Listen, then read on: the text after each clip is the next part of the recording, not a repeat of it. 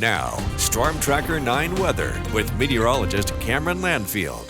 So today already looks good. We see sunshine out there and little clouds out over the coast, but that's about all we're going to have to deal with, at least through the morning.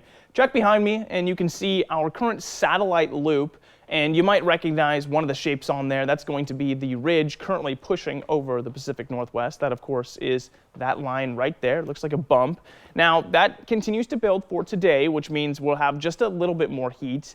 But as that continues building, it actually moves out towards the east, which means it's going to be over Idaho as we get into tonight, and that leaves room for the low pressure zone immediately behind that. You can see that wrapping right there to take over. And when that comes into position, it's going to be making for a lot more unstable conditions. It's going to be bringing cooler temps, and with the instability, that means more clouds as well, and maybe even some rain chances too. So we'll see a transition coming up for tonight, and you can see that pretty clearly here on our model imagery. You can watch that low pressure swoop on down starting Thursday evening and bring, there it is, more cloud coverage along with rain chances, and in fact a couple days of rain chances. So the way that manifests for this afternoon is going to be as wind.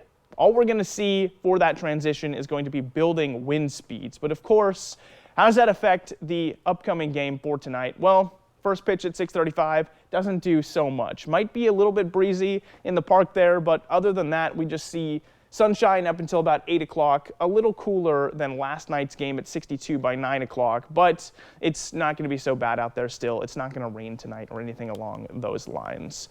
Now, moving forward, like I said, the first thing we're going to see to change for tonight is the wind speeds, and those should be reaching their maximum speed at about 5 o'clock. You'll start to notice the change at 2 along the coast, and then inland things start to come up a little bit closer to the afternoon. There's 29 miles an hour as we get into 5, and then the wind speeds actually die off into the evening. So it's only a few hours of elevated winds. Looking at the 7-day forecast, you can see that transition I was talking about. 60 degrees on the coast for today. Looking like just about those low 60s the entire week, but look at the conditions. It's a lot cloudier all the way from Friday into Wednesday. And for the Umpqua Basin, it's the same, 80 for today, and then down into the 70s after that, with actual rain chances coming up on Monday.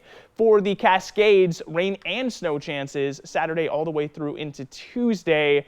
Looking at 70 today and then into the 50s after that. Finally, Willamette Valley at 77 for today, 68 Saturday. Rain chances are strongest Saturday, but they continue all the way through into Tuesday. Wednesday, things recover.